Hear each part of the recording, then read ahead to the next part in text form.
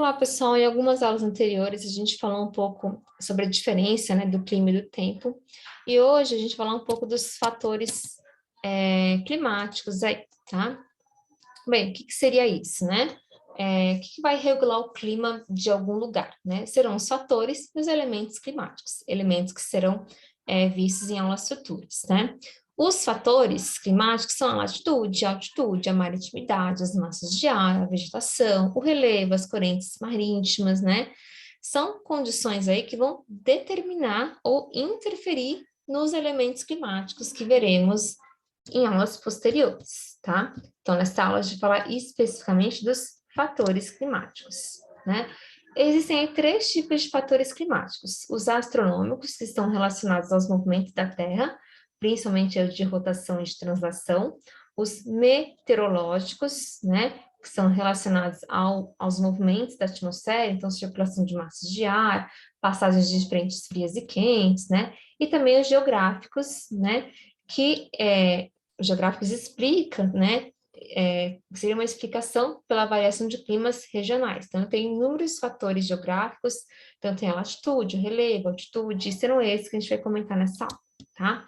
Então, começando aí pela latitude, que é a medida em graus, né, de localização em relação à linha do Equador de um ponto dado na superfície terrestre. Basicamente, a latitude seriam aquelas linhas, né, horizontais aí do globo, tá?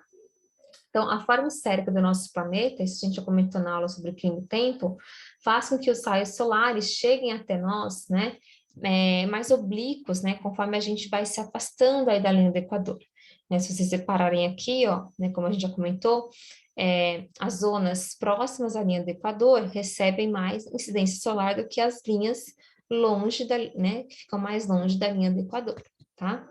Então, esse fato vai provocar uma diminuição gradativa da temperatura quanto maior for a latitude, tá? A latitude menor que existe é a latitude da linha do Equador, 0 graus Celsius, né?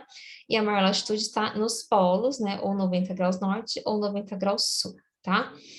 Então, aqui eu posso perceber, né? Quanto maior a latitude, menor a temperatura, e quanto menor a latitude, maior será a temperatura, né? É o inverso aí, tá?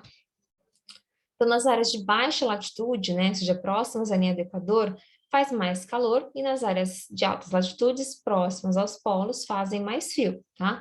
Se eu comparar aqui, por exemplo, a cidade de Belém, tá, que fica bem próxima à linha do Equador, né, a média térmica anual dela é bem maior que a média de Porto Alegre, que está um pouco mais longe da linha do Equador, tá? Outro fator climático geográfico é a altitude, que na verdade é a distância, né, que é medida na vertical, entre um ponto na Terra e o nível médio das águas do mar, tá? Bem, a pressão atmosférica aí, sabemos aí, né, que a pressão atmosférica é maior, na verdade, em lugares que estão mais próximos ao nível do mar, já que a coluna de ar, né, em regiões que estão próximas ao nível do mar, é maior essa coluna do ar, como está mostrando aqui no desenho. Enquanto zonas de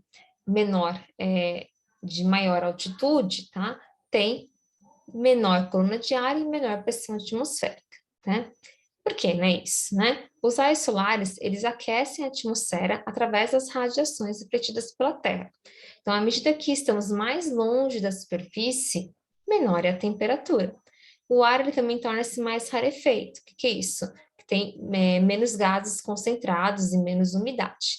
Então, à medida que a altitude aumenta, né, o que vai reduzir aí a retenção de calor nessas camadas mais elevadas da atmosfera, diminuindo ainda mais a temperatura, né? Então, é só a gente comparar Campos do Jordão, que está numa altitude muito maior que São Paulo e Santos, né? Tem uma temperatura média menor do que as outras, tá? Devido à sua altitude. Então, quanto menor a altitude, maior a temperatura e maior a pressão. Quanto maior a altitude, menor a temperatura e menor a pressão. Também o inverso aqui, né? Outro fator climático geográfico é a questão da maritimidade e continentalidade. O que é isso, né? É a distância dos corpos hídricos, né, que influencia a temperatura aí do ar, né? Então, dependendo da localização sua, você vai ser influenciada pela questão da maritimidade ou pela questão da continentalidade, tá? Então, a água do mar aí, ela se aquece e se resfria muito lentamente. Por isso, as áreas litorâneas têm temperaturas mais amenas, né? E com pequena amplitude térmica, além também de serem mais úmidas. Já as áreas situadas no interior dos continentes vão se aquecer e se resfriar muito rápido, né? O que acontece, por exemplo, no deserto, que é muito quente durante o dia, né? Aquece muito rápido, mas também quando chega a noite se resfria muito rápido. Então, a amplitude térmica aqui vai aumentar e a chance de chuva também vai diminuir, tá? Então, quanto mais próximo a corpos hídricos, menor será a variação dessa temperatura, que é influenciada pela maritimidade, e quanto mais distantes dos corpos hídricos, maior será a variação da temperatura, tá? Então, distante da água tem grande variação de temperatura, próxima à água tem pouca variação de temperatura, o clima é mais ameno. Já as correntes marinhas, elas são grandes porções de água que se deslocam pelos oceanos e elas têm condições próprias de temperatura, de salinidade, de pressão, tá? Opa, pulei aqui um pouquinho. Essas correntes aí quentes, né? Eu tenho correntes frias e correntes quentes. As correntes quentes vão amenizar o clima e trazer mais umidade ao local, enquanto regiões banhadas por correntes frias, né? Elas podem ocasionar regiões desérticas, já que as águas frias elas fornecem uma menor temperatura para a atmosfera, tá certo? Agora sim, né, o relevo. O que é o relevo? O relevo é a parte superficial da litosfera, que é a camada sólida da Terra, e é o conjunto de formas físicas que vai compor a superfície terrestre. Então, tem vários tipos de relevo. Tem o relevo de montanha, tem o planalto, tem os vales, a serra, a colina, planície, depressões, enfim, vários tipos de forma física, né, digamos assim, dessa camada superficial da Terra. O relevo ele pode ou tanto facilitar quanto dificultar a circulação de ar, né? Então, por exemplo, eu tenho um planalto, né, chamado Planalto da Borborema, no Nordeste, que influencia muito aí o clima dessa região, né? Por quê, né? O relevo, nesse caso, ele vai impedir que a umidade vinda lá das regiões litorâneas, né, chegue, né? E aí dessa forma, as precipitações vindas do oceano, né, avancem aí para o interior do Nordeste, e aí, dessa maneira, esse Planalto da Borborema, ele vai colaborar com a ocorrência do clima semiárido nordestino, que é aquele clima mais seco, né, mais quente até, tá certo? Justamente por causa dessa conformação aí do relevo, tá? Outro tipo de fator climático é a vegetação, tá? Vegetação que é o conjunto de plantas, né, que uma região possui, tá?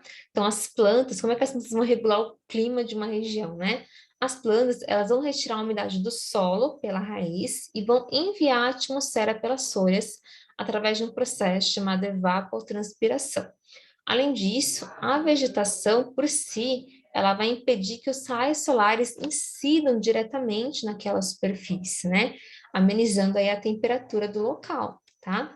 Então, o caso da floresta amazônica, né? Com a floresta amazônica, uma grande floresta aí, né? Por causa da umidade, elas propiciam um maior índice de chuvas nas regiões, fazendo então baixar, né? Amenizar um pouco a temperatura, já que é um clima equatorial aí, né? Bem quente, tá? Então, as chuvas vêm aí para amenizar a temperatura dessa região. Com o desmatamento aí, né, eu tenho uma grande diminuição dessa umidade e, portanto, das chuvas, né, além aí de um aumento significativo das temperaturas médias anuais, né. Então, por essa imagem, por exemplo, a gente vê a importância de uma única árvore. Imagina de várias árvores juntas, na verdade, tá? Bem, por hoje é só, e até a próxima aula, que a gente vai falar aí dos elementos climáticos.